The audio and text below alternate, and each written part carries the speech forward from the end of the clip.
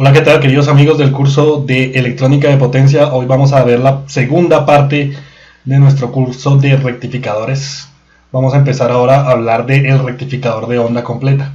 Vamos a hablar de las ventajas con respecto a un rectificador de media onda. La corriente media del rectificador de onda completa es nula y eso le gusta a los transformadores. Esto debido a que hay una parte positiva y una parte negativa. Al sumar la parte positiva y la parte negativa, entonces el promedio me da 0. Eso le gusta a los transformadores. Y el voltaje de rizado es más bajo en los rectificadores de onda completa. Vamos a decir, o vamos a darnos cuenta que es la mitad del rectificador de media onda. Entonces, como ven, solamente hay ventajas. La única desventaja es que hay que gastar 3 diodos más. Pero, con respecto a gastar 3 diodos más, eso no es una desventaja que uno diga muy importante al momento de evaluar con cuál rectificador vamos a utilizar. Entonces, como ven, solamente hay más ventajas que ventajas, por lo tanto el rectificador que se usa no es el rectificador de media onda, sino el rectificador de onda completa. Vamos a ver que casi todos los rectificadores que existen son rectificadores de onda completa.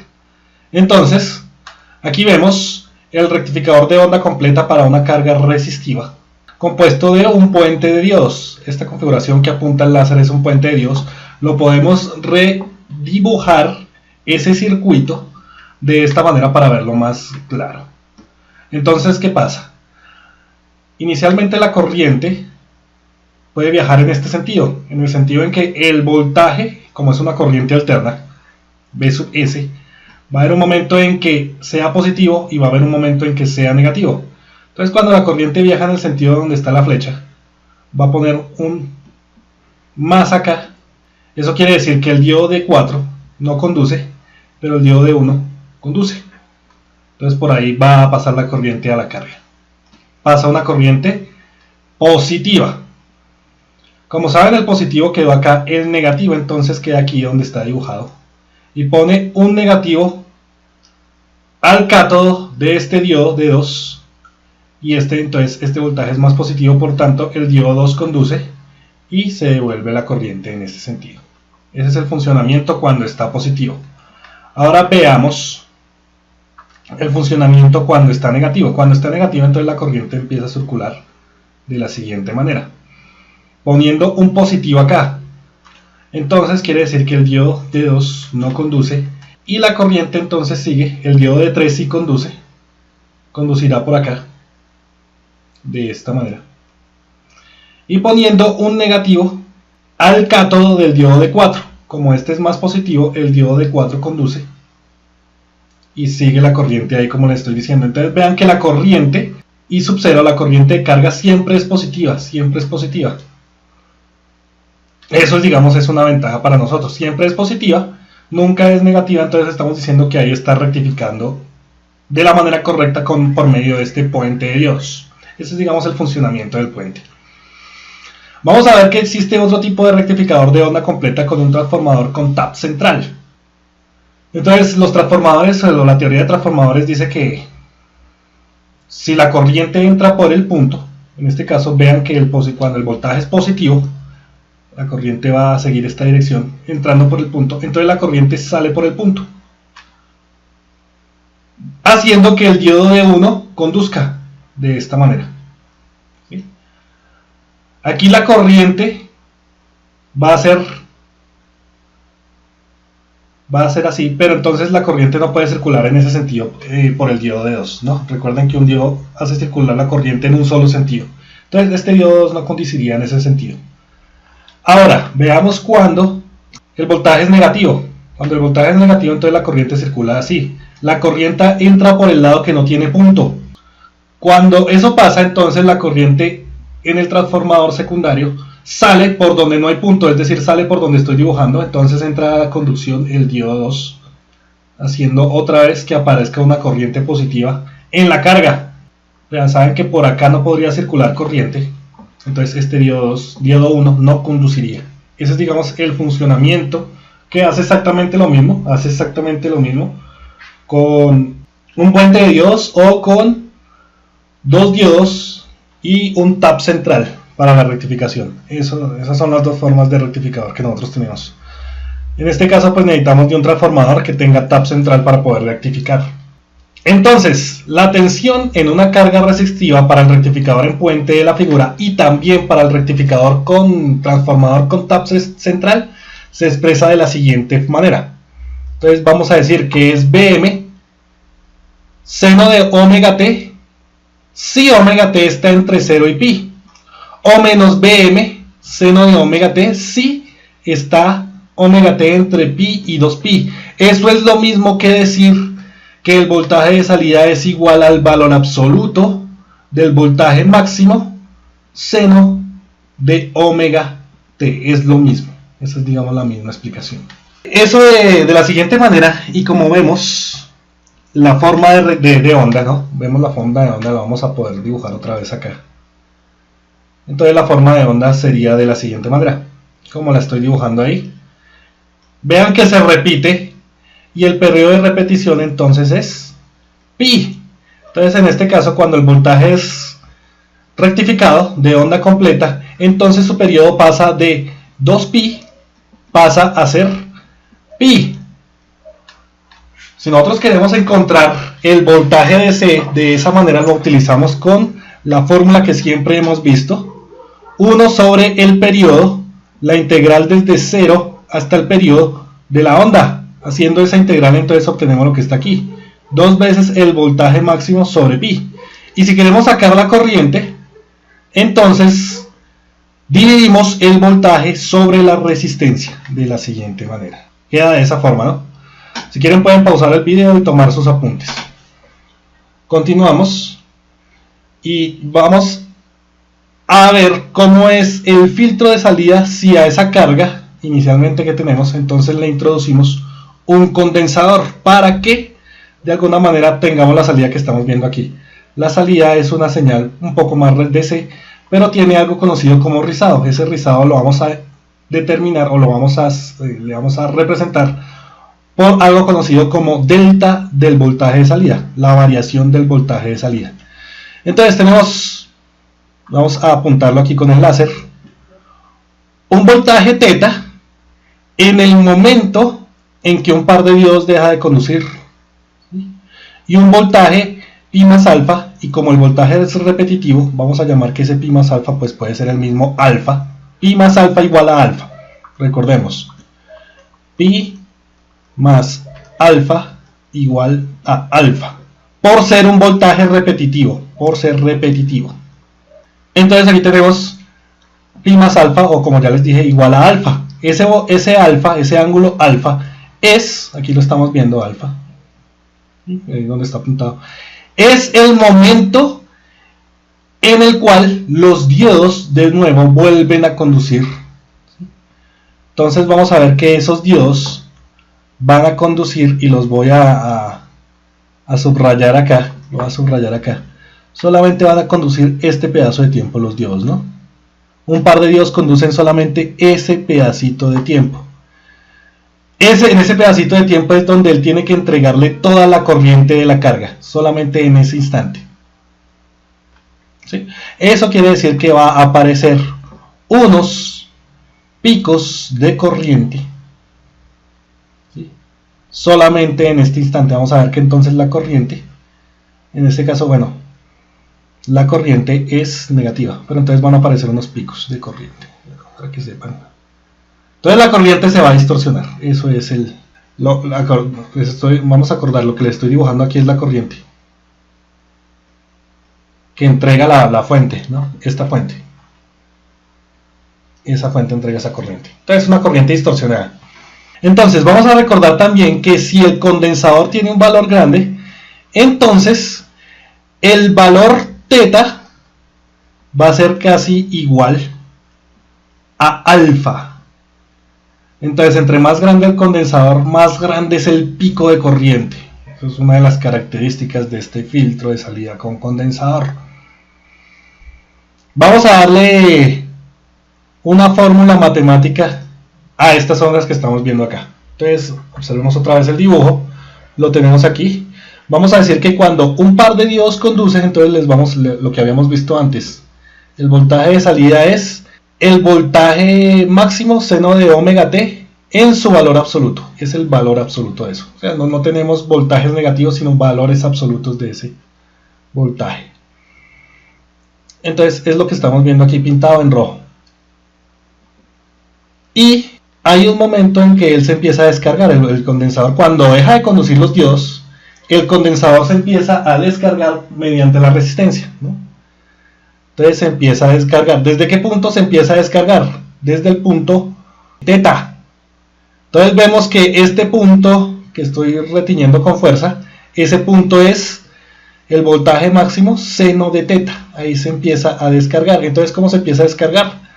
Lo hemos visto. De una forma exponencial siempre se empieza a descargar los circuitos de primer orden de la siguiente forma, o esta es la expresión. Recuerden que la señal de descarga está retrasada con respecto al eje Y, que es este que estoy señalando aquí, cuando es 0, X.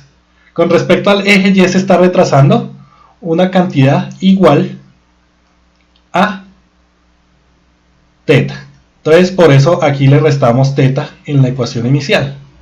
Sobre omega por tau. Recordemos, tau es R por C. Entonces, pues bueno, vemos que vamos a ver cómo encontrar ese ángulo teta. Entonces ya habíamos visto la teoría en la primera parte de este video. Les voy a dejar el link en la descripción del video para que se acuerden. Entonces habíamos visto que para dejarlo en el ángulo correcto era menos arco tangente de omega RC más pi. Y de alguna manera, para poder encontrar alfa, tenemos que igualar este punto aquí que estoy retiñendo con fuerza. Ese punto lo tenemos que igualar. Entonces, ¿cómo se iguala? Cuando igualamos estas dos ecuaciones. Cuando igualamos esas dos ecuaciones. Igualdad entonces que estamos viendo aquí. De alguna forma, como aquí tenemos B sub máximo a un lado de la igualdad y tenemos B sub máximo al otro lado de la igualdad, entonces podemos cancelarlos y pasar esto que está restando al otro lado a sumar, obteniendo entonces esta fórmula definitiva para poder encontrar alfa. ¿Listo? Entonces ahorita vamos a hacer un ejercicio para poder entender cómo se logra esto. Ya habíamos resuelto esta misma ecuación en la primera parte. En la descripción del video está el link, recuerden. Entonces habíamos dicho que el rizado de voltaje dependía de esta ecuación, que era una aproximación, pero una aproximación válida cada vez que el condensador se fuera a hacer grande. Nosotros por lo general queremos que ese condensador sea un poco grande, pero le damos, digamos, esa aproximación. Y habíamos dicho que por medio del desarrollo en series de Taylor, el exponencial era aproximadamente igual a esto, quedándonos de la siguiente manera el rizado. Y esta es una forma de expresar el rizado de una forma adecuada. O sea, si bien es una aproximación, es una buena aproximación decir que es depende del voltaje máximo sobre 2 veces la frecuencia por RC. Entonces vemos que dividir por 2 acá con respecto al rectificador de onda media quiere decir que el voltaje de rizado se cae a la mitad con respecto al rectificador de onda media. De media onda, perdón. Entonces esa es una parte importante para que tengan en cuenta. Por eso es que se utiliza el rectificador, como habíamos dicho al principio del video, el rectificador de onda completa. Entonces vamos a hacer un ejercicio para dejar clarificado cada una de estas cosas. Vamos a leerlo. El rectificador de onda completa de la figura presenta un generador de 120 voltios RMS a 60 Hz. La resistencia es de 500 ohmios y el condensador es de 100 microfaradios. A. Determine la variación de la tensión pico a pico de la salida. B. Determine el valor del condensador que reduce el rizado de la tensión de salida a un 1% del valor de continua. Entonces nos están preguntando inicialmente por esta cantidad, ¿cuál es el valor de rizado? Una vez que nos preguntan cuál es el valor de rizado, entonces nos dicen, deje ese valor de rizado a 1% de la señal de continua. Es decir, esta es la señal de continua, haga que su variación sea por lo menos 1% del valor de continua. Para eso entonces tenemos que agrandar un poquito el valor de C, ¿listo? Pero entonces vamos a encontrar el valor de C que hace que eso suceda. Entonces, queremos encontrar el voltaje máximo, nos están dando el voltaje RMS que es 120 voltios, entonces multiplicamos por raíz de 2 para obtener el valor de 169.7 voltios. Para encontrar omega por RC, multiplicamos 2pi por 60, que es el valor de omega, por 500, que es el valor de la resistencia, y en este caso vamos a multiplicar por 100 microfaradios. Aquí hay un problema, eso es error del libro de Hart, ¿sí? 100 microfaradios, vamos a decir que el valor del condensador es C igual a 100 por 10 a la menos 6, eso es equivalente a 100 microfaradios, para que arreglen esta parte acá, ¿no? Es un error ahí, dándome entonces 18.85.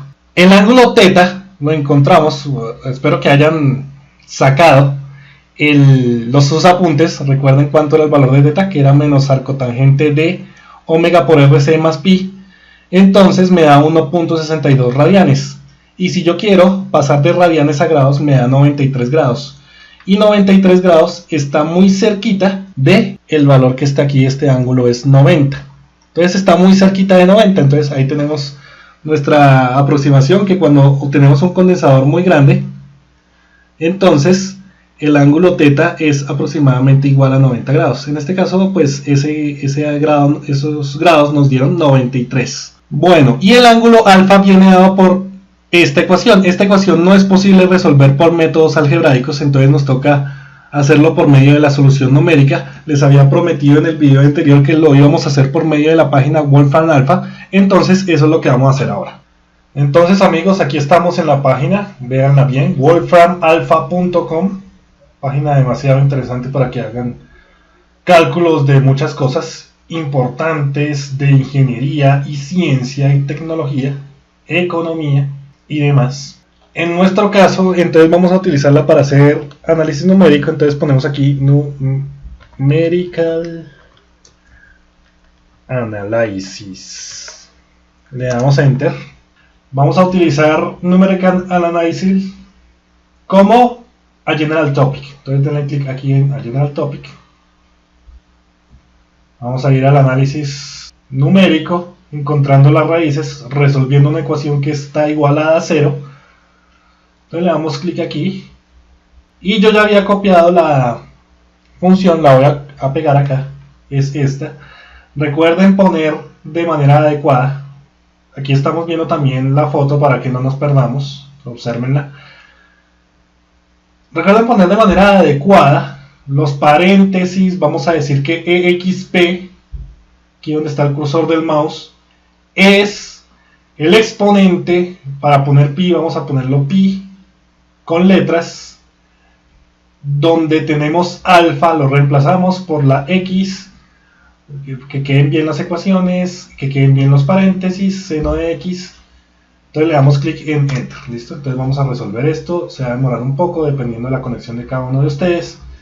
Y aquí tenemos la entrada, debemos verificar que efectivamente la entrada haya quedado bien escrita, ¿no? Aquí vemos que quedó bien escrita, como nosotros la tenemos, y aquí obtenemos la función, tenemos muchas respuestas, pero hay que indicar que la respuesta adecuada, aquí como tenemos varias respuestas, pues ¿cuál de todas estas respuestas es?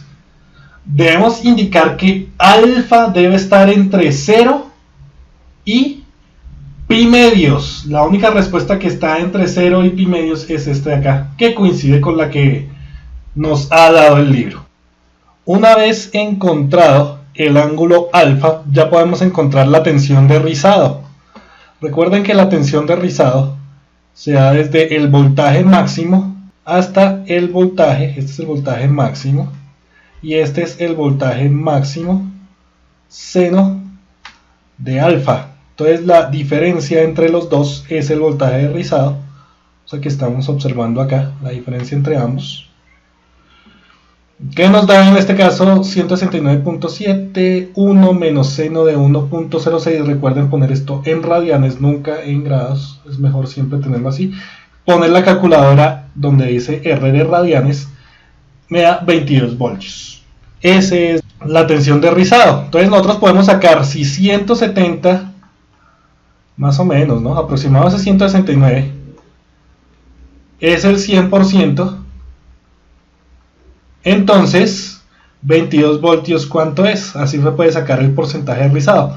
Nos están pidiendo un porcentaje de rizado por lo menos igual al 1%, entonces miremos el valor del condensador que se necesita para obtener ese valor de rizado. Recordemos la fórmula: el voltaje de rizado es igual a B sub M sobre 2F RC. Pasando este voltaje máximo a dividir, obtenemos lo que tenemos acá. Vamos a decir entonces que es igual a 0.01, que es el 1%. Y ese 0.01, entonces vamos a despejar, con ese 1.01 vamos a despejar el valor del condensador. Fórmula entonces que tenemos acá. Y me da que para obtener ese valor entonces necesito un condensador de 1670 microfaradios. El anterior que teníamos era, recuérdenlo, de 100 microfaradios. Entonces un condensador muchísimo más grande. Listo, con esto terminamos el tema de rectificadores con filtro basado en condensador. Ahora, otro tipo de rectificador que puedo utilizar es un rectificador para darle movimiento a una carga RL. En este caso, podemos suponer que esta carga RL es la representación simbólica de un motor DC. Entonces necesito, por ejemplo, saber cuál es el voltaje DC que le voy a dar.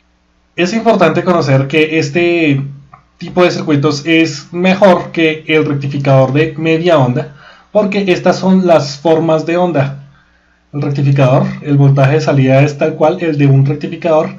En este caso se ve que la corriente de ese rectificador está atrasada un poco con respecto al voltaje del rectificador, pero la corriente nunca se hace cero y el rectificador siempre funciona como un rectificador, a diferencia del rectificador de media onda. Aquí vemos la corriente en el semiciclo positivo de la onda, la corriente en el semiciclo negativo, y esta es la forma de la corriente que ve la fuente de voltaje, ¿sí? Es una corriente que está distorsionada y esto nos genera un problema, porque nos genera armónicos del generador. En los sistemas de potencia, las corrientes no sinusoidales representan un problema. La frecuencia de la corriente es igual al voltaje, pero tiene muchas armónicas impares. Cuando los armónicos son importantes, se pueden añadir unos filtros. Entonces, ¿qué tenemos acá? Nosotros tenemos que esta es nuestra señal distorsionada. Por lo general, siempre les voy a decir que eso es un pico de corriente, pero está siempre distorsionado. ¿Por qué?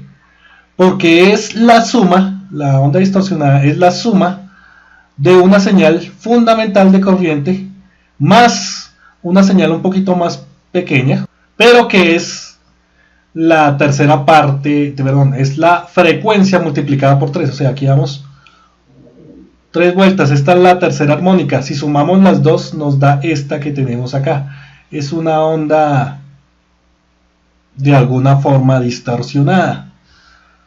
Si yo quiero, por ejemplo, superar la distorsión de esa onda, muchas veces me toca hacer filtros como les he venido indicando. Entonces tenemos la fuente de corriente alterna y tenemos unos filtros de esta manera para tapar la tercera y la quinta armónica. Las armónicas son frecuencias múltiplos de la frecuencia fundamental de la onda de corriente. La fundamental en nuestro caso es, y en el caso de América Latina, de 60 Hz. Es decir, la tercera armónica es multiplicar 60 por 3 para obtener 180. Y la quinta armónica es multiplicar 60 por 5 para obtener una armónica en 300 Hz. Entonces yo selecciono la frecuencia de estos filtros por medio de L y C de la siguiente manera, a que me resuenen en la frecuencia que yo quiero. ¿Y cuál es la frecuencia de resonancia de un filtro LC en serie? Es igual a 1 sobre 2pi por la raíz cuadrada de L por C. Entonces, de esa manera, yo calculo que esa frecuencia, por ejemplo, esté en la tercera armónica 180 o en la quinta armónica 300. ¿Para qué? Porque esas frecuencias van de alguna manera a caer a tierra por medio de esos filtros, ¿no? ¿Por qué? Porque donde la frecuencia de resonancia del circuito LC se va a comportar a esa frecuencia como un cortocircuito. Entonces ustedes saben que la corriente siempre va a circular por donde haya cortocircuitos, más que donde haya resistencia por donde haya cortocircuitos. Entonces una forma de atrapar eso, de esa manera lo podemos hacer. Pero hablemos un poquito más de las matemáticas. Tenemos una fuente sinusoidal y una carga no lineal. Esa carga no lineal me va a producir una corriente no sinusoidal. Y esa corriente no sinusoidal se puede representar como una serie de Fourier. Entonces tenemos que la tensión es un voltaje, una frecuencia angular y un ángulo de fase. Y la corriente se expresa como una serie de Fourier. Entonces tiene una componente de C más esto, en donde el n que vamos a resaltar aquí, este n, es un número entero. Y lo vamos entonces sumando desde 1 hasta infinito. ¿Cómo podemos ver qué tan distorsionada está una onda? Lo podemos ver por un aparato que se llama un analizador de espectros. Cuando tenemos una onda senoidal sin ninguna distorsión, entonces en el analizador de espectros aparece eso en frecuencia como una flechita. Si tenemos una onda seno demasiado distorsionada, entonces vamos a tener muchos armónicos que se llaman, esta es la fundamental, la que estoy poniendo acá, y estas de acá son las armónicas. Entonces las armónicas salen por medio de la serie de Fourier. Aparte de hacerlo por un analizador de espectros, también en los osciloscopios digitales modernos tiene algo que se llama la FFT, la transformada rápida de Fourier. Ahí también podemos ver cómo es el componente de armónicos de las señales que podemos ver en el osciloscopio.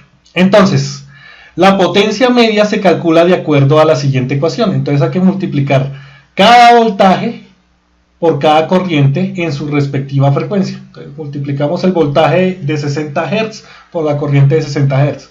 Multiplicamos el voltaje de 120 Hz por la corriente de 120 Hz y así sucesivamente, ¿no?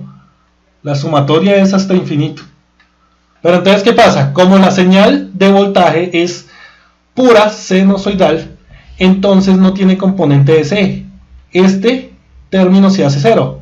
Y como es pura senoidal, no tiene componentes armónicos superiores a la frecuencia de 60 Hz. Entonces toda esta sumatoria para medir la potencia me da 0, quedándonos solamente con este término, que si lo cambiamos, no lo dejamos como voltaje máximo, corriente máxima, sino con voltaje RMS, corriente RMS, entonces este 2 de acá se desaparece. Lo que estamos haciendo es un cambio de voltaje máximo, corriente máxima, por voltaje RMS, corriente RMS.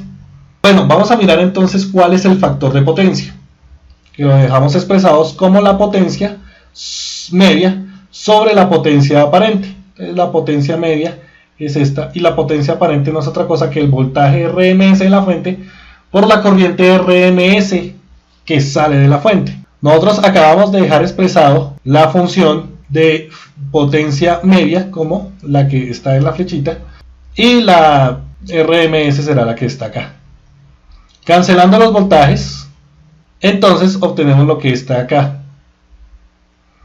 Entonces, aquí tenemos una corriente que estamos señalando aquí, que es la corriente fundamental, y aquí tenemos la corriente RMS.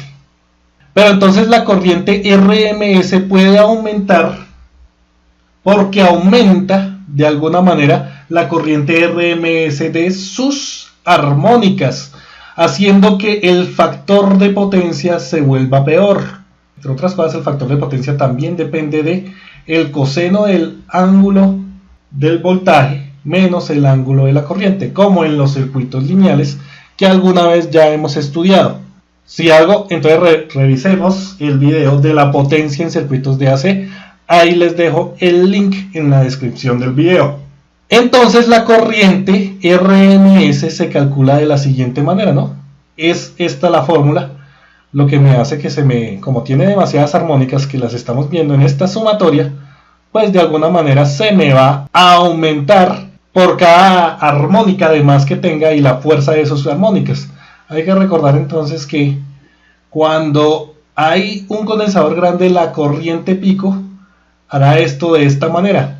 Esto de alguna forma tiene unos componentes altos en sus armónicas. La corriente está de alguna forma distorsionada. Si bien por aquí podemos hacer un bosquejo de la corriente fundamental sinoidal, ¿no? Entonces tiene toda esa cantidad de cosas. Entonces, ¿qué pasa cuando tenemos una fuente sinusoidal y una carga no lineal? Van a pasar esto. Tenemos que observar que para una tensión y una corriente sinusoidales el factor de potencia es coseno del ángulo del voltaje menos el ángulo de corriente. Ese ángulo es el que se utiliza en los circuitos lineales. Pero eso no está pasando aquí. Y nosotros tenemos un cociente entre el valor de la frecuencia fundamental y el valor del valor eficaz total. Es decir, el valor de aquí de la corriente RMS fundamental sobre la corriente RMS total, que vamos a llamar el factor de distorsión. Es esto de acá, así se va a llamar, ¿no? Entonces el factor de distorsión. El factor de distorsión, fórmula que repetimos acá, representa la reducción del factor de potencia debido a la propiedad no sinusoidal de la corriente. El factor de potencia también se puede expresar de la siguiente manera, como se expresa en circuitos lineales, pero multiplicado por el factor de distorsión. Entre más distorsionada esté una corriente, menor va a ser su factor de potencia. Y ese es un problema grandísimo en los rectificadores. Ahora que tenemos tantas cargas electrónicas en el hogar y en la industria, pues el factor de potencia empieza a distorsionarse. Hay unos rectificadores que se hacen para que corrija el factor de potencia, para que haga el factor de potencia unitario, pero eso lo vamos a ir mirando cuando aumentemos nuestras clases de electrónica de potencia. Hay otro término que se llama la distorsión armónica total. Es otro término utilizado para cuantificar la propiedad no sinusoidal de una forma de onda. El valor de la distorsión armónica total es la relación entre el valor eficaz de todos los términos correspondientes a las frecuencias distintas de la fundamental y el valor eficaz del término correspondiente a la frecuencia fundamental. Algo que tenemos representado matemáticamente de la siguiente manera. Si hacemos carpintería matemática, este valor también lo podemos dejar expresado de la siguiente forma. Corriente RMS total menos corriente RMS de la fundamental sobre la corriente RMS de la fundamental, cada uno de los términos que acabé de decir elevados al cuadrado. Y otra forma de expresar el valor de la distorsión es este de acá, es de la siguiente forma, ¿no? Pues haciendo también carpintería matemática. Que pues eso no lo vamos a ver acá porque ya nos estamos alargando demasiado en este video. Esto es todo por hoy. Espero que la información les haya sido útil. Muchas gracias por la atención prestada.